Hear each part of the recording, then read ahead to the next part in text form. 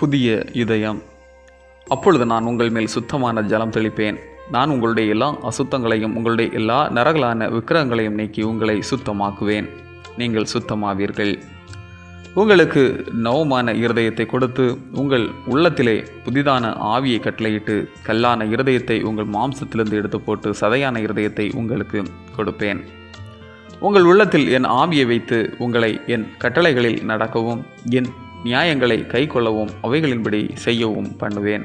எசேக்கியேல் 36, 25, 26, 27. எசேக்கியேல் 36, 25 முதல் 31 வரை உள்ள பகுதி பழைய ஏற்பாட்டின் மிகவும் சக்தி வாய்ந்த மற்றும் ஊக்கமளிக்கும் பகுதிகளில் ஒன்றாக காணப்படுகிறது. பொதுவாக இஸ்ரவேல் மக்கள் சிலைகளை வழிபடும் போது கலகம் செய்யும் போது அவர்களை தன்னிடம் இழுக்க தீர்க்கதரிசிகள் மூலமாய் திரும்புவோருக்கு ஆசீர்வாதங்களை கடவுள் வாக்குத்தத்தம் செய்ததை நாம் திருமறையில் காண முடிகிறது. ஆனால் எசேக்கியேலில் உள்ள இந்த பகுதி கடவுள் நிரந்தரமான மாறாத நீடித்த ஒரு பரிசை கொடுப்பதாக கூறுகிறார். அதுதான் புதிய இதயம்.